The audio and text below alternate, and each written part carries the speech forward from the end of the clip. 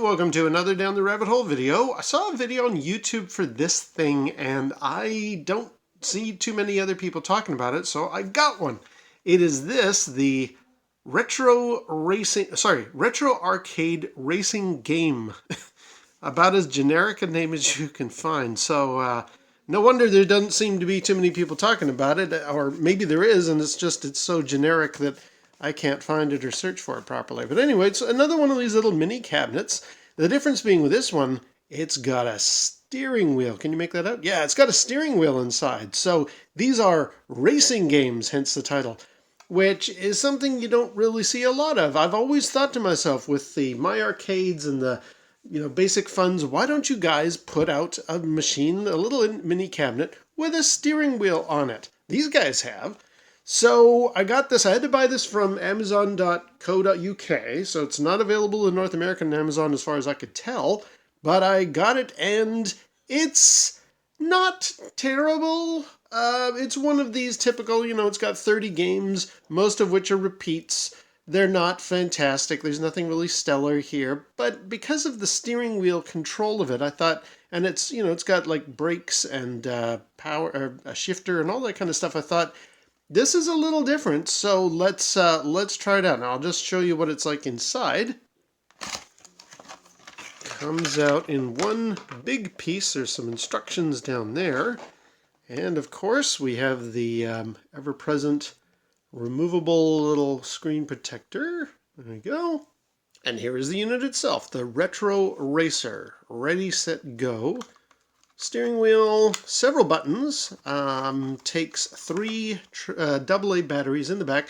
Unfortunately, it's the design where you have to take the little screw to get this back panel off. I've already put some batteries in here, so it's okay. Like I say, the first couple of games I'm going to show you here, not great, but toward the latter half of the catalog, it's not so bad. So let me get this set up. All right, and we're straight in, no splash screen or anything, but we've got, 30-odd titles here. A lot of these are not great, but they're all right. We'll start with the first one.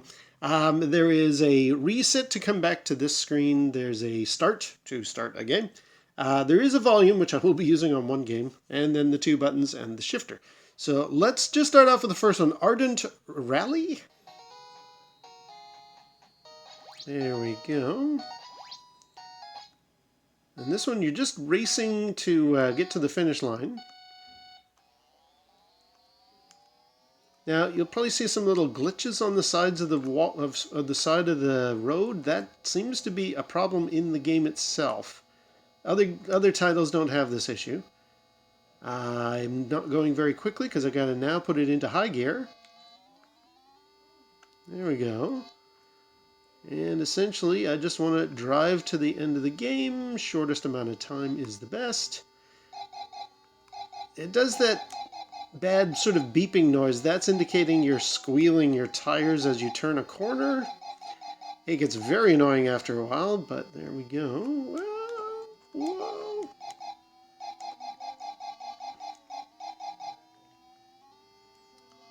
And do not adjust your set. That thing that looks like a bad graphical glitch on the landscape there, the sides of the road, beyond the road, that's actually happening on the screen, I guess, to indicate how fast you're going. You can almost make out at the top there. There is a map to show how far down the race you are going here. I'm about halfway done now. Oh, dang. Okay, and I got to remember to put it back into low gear to start off, like Outrun and stuff. Push it back up to high gear. Now, weirdly, this is the only game that seems to use the low and high gear. I've been through all the titles, all 30 of them. This is the only one that actually uses low and high. The menu uses it to go up and down the list, but this appears to be the only title that I have found that actually uses the low and high settings. So it's a very weird, and some of them don't even use the B button.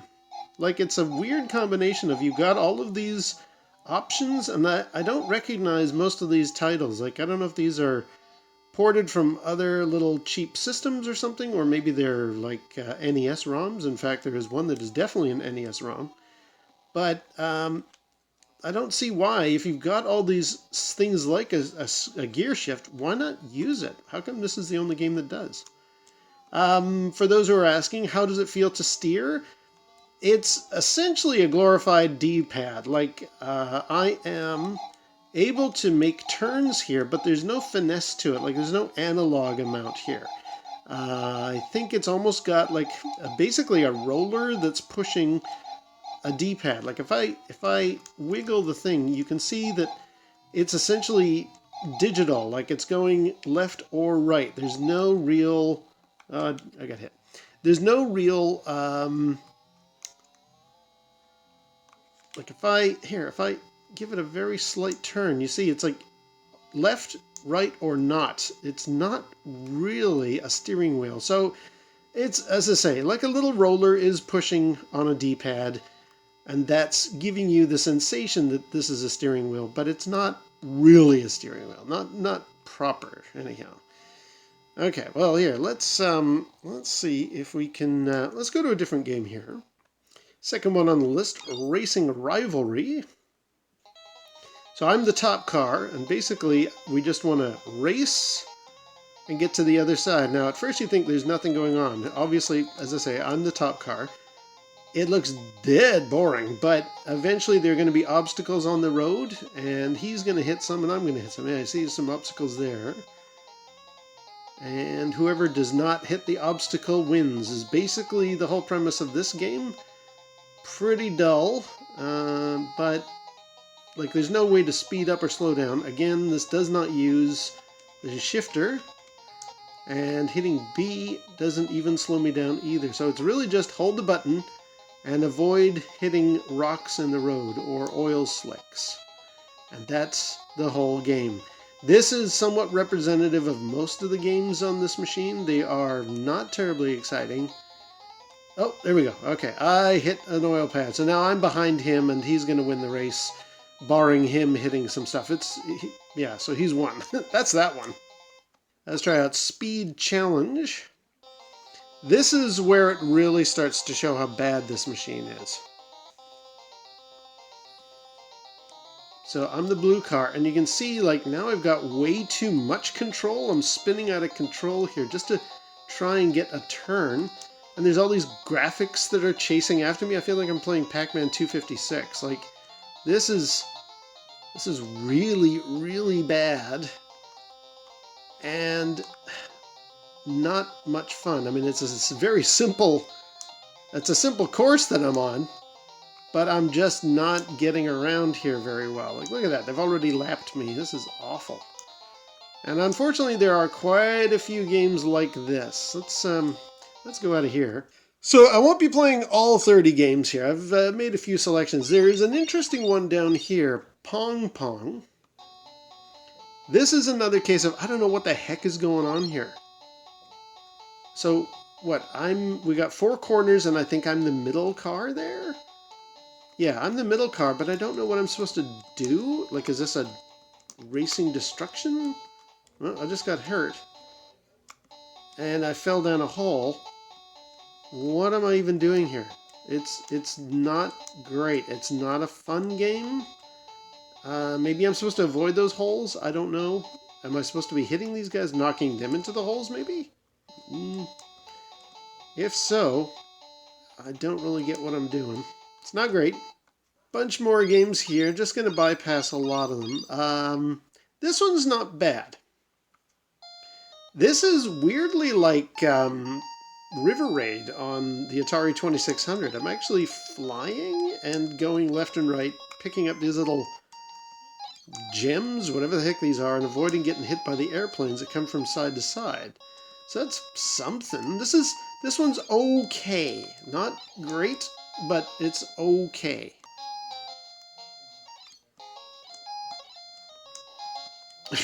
And apparently if you hit a stormy looking cloud, you're going to die, so forget that. As I say, there are a lot of repeats on here. If I go to Highway Rider, but you immediately notice this is exactly the same as that first game, or that second game that we played. Like, all I want to do is avoid the, does this use the shift? No, it doesn't. All I want to do is avoid any obstacles in the road, but this time we're riding a motorcycle instead of a car. Like, that's the whole difference of the two games. A lot of repeats in this thing. But it's not all terrible. And then around 22 it gets not bad. Here is Overspeed Racing. A cool one, but the music in this drives me crazy, so I'm actually going to show off the feature of the volume. It's got 3 settings. You've got the default, which I think is medium, louder, off, and low. We'll stick with low for this, because this one's got a song that just keeps playing. But this one's okay. This one is a little bit like the first game, and you're basically just driving along, trying to avoid hitting other cars as the timer goes. Whoa!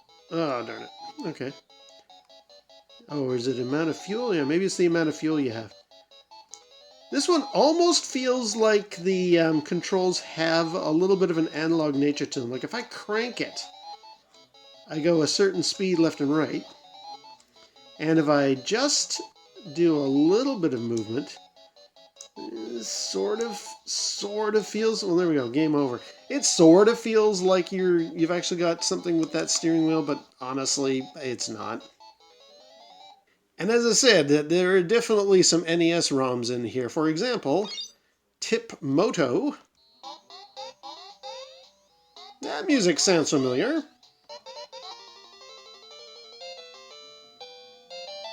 Yes, it's Excite Bike. Of course it is. I don't know if you can make it out there, but...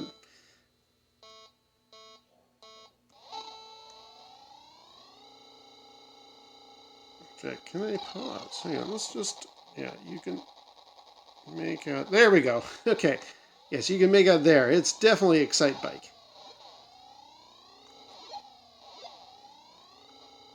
In fact, if you complete an entire race and it gives you your results, it actually says Excite Bike at the top of the screen. So we are definitely playing some NES ROMs here.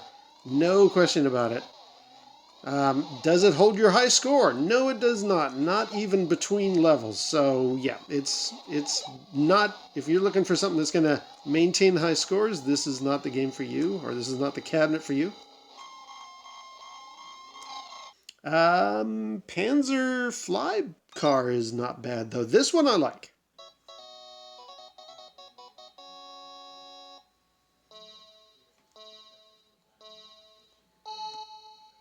As you can imagine, you're just racing up, but there's a nice level of challenge to this one.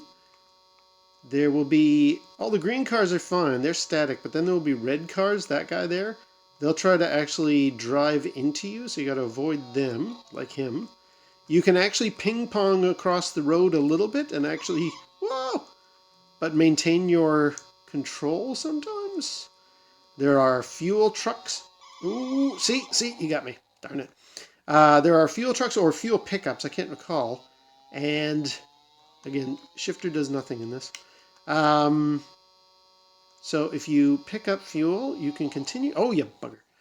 So this one's good. I like this one for, you know, what are essentially very... oh, that was a fuel truck. What are very rudimentary... now I'm low on fuel. There we go. End of that game. That one's not bad, though. It's got a good challenge to it. But there are quite a few repeats. This X Racing is very similar to stuff we've seen before. This one's pretty interesting. Moto Rally.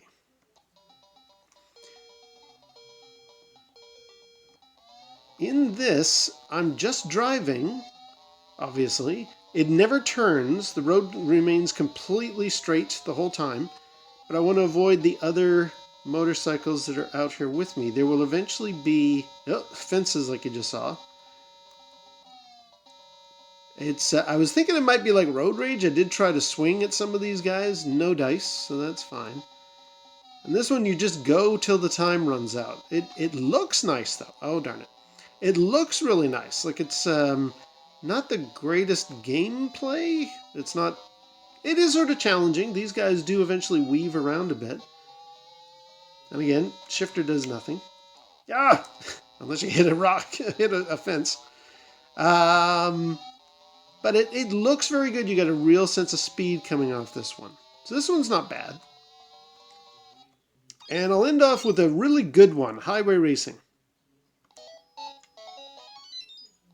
Much like that previous one that I thought was quite good, you've got a top-down perspective. But this one just feels a little smoother, and it has a nice challenge to it. Got to get the fuel.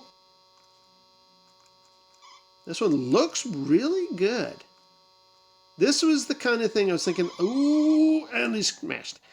This is the kind of thing I thought, oh, there's going to be a whole bunch of games like this on this machine. And unfortunately, there are one or two. Ooh, here come the weaving guys. Smash. Game over. Oh, well. Yeah, that one's really good. And unfortunately, snow racing, I won't bother with that. It's very white and very slippery and not very much fun. So there it is. There is the Retro Racer little mini arcade cab. Kind of neat. I like having it on the same shelf with my other mini cabs. You know, the fact it's got a steering wheel is unique and different. Just wish it had either better games or better use of all these different controls. I mean, there's hardly anything that you use much there. The packaging, like I say, comes in a brown box.